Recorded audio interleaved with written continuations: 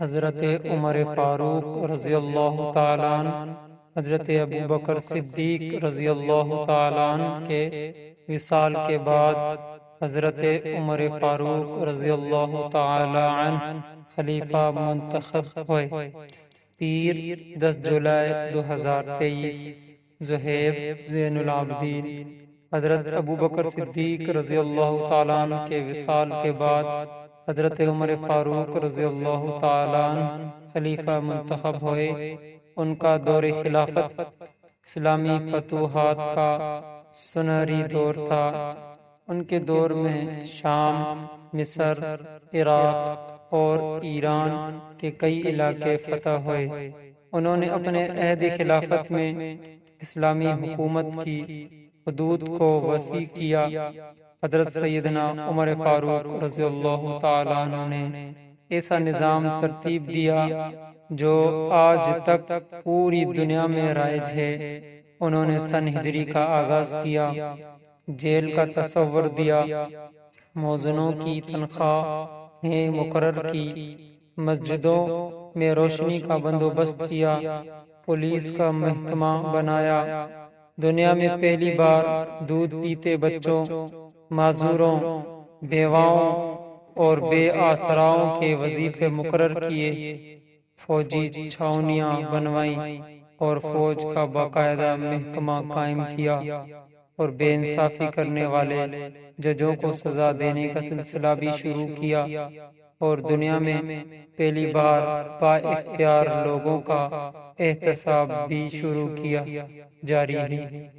حضرت عمر رضی اللہ تعالی عنہ فرماتے تھے، جو حکمران عدل کرتے ہیں وہ راتوں کو بے خوف سوتے ہیں۔ ان کا فرمان تھا کہ قوم کا سردار قوم کا سچا خادم ہوتا ہے۔ ان کے دسترخوان پر کبھی 2 سالن نہیں رکھے گئے۔ وہ زمین پر سر کے نیچے اینٹ رکھ کر سو جاتے تھے۔ ان کے کرتے پر 14 پیوند تھے۔ ان پیوندوں میں ایک سرخ چمڑے کا پیوند بھی تھا۔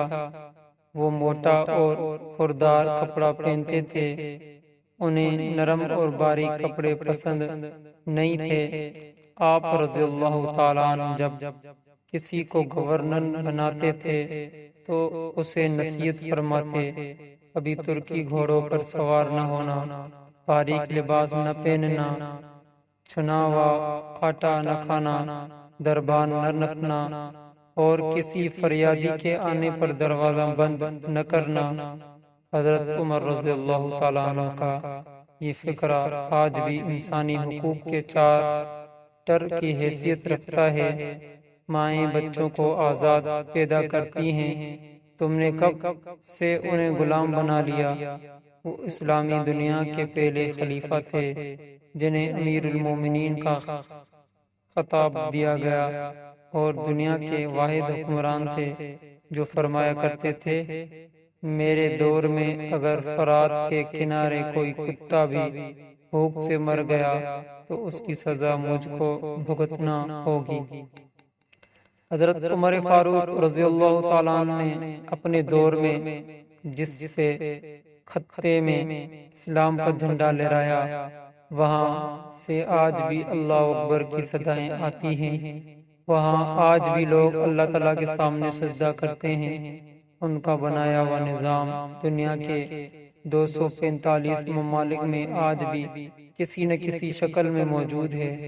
آج بھی کسی ڈاک خانے سے کوئی خط نکلتا ہے، پولیس کا کوئی سپاہی وردی پہنتا ہے، کوئی فوجی جوان 4 ماہ بعد چھٹی پر جاتا ہے، یا پھر حکومت کسی بچے، معذور، بیوہ یا بے آسرا شخص کو وظیفہ دیتی ہے تو وہ غیر ارادی طور پر عمر رضی اللہ تعالیٰ عنہ کو عظیم ترین حکمران تسلیم کرتی ہے۔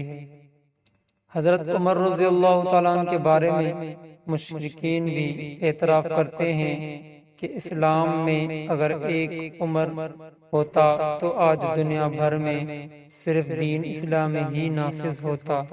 اگر ویڈیو اچھی لگی پلیز سبسکرائب کریں، لائک کریں، شیئر کریں، کمنٹ کریں تاکہ نئی آنے والی ویڈیو آپ تک پہنچ سکے۔ اس ویڈیو کو لائک کریں، ہمارے چینل کو سبسکرائب کر بیل آئیکن ضرور پریس کریں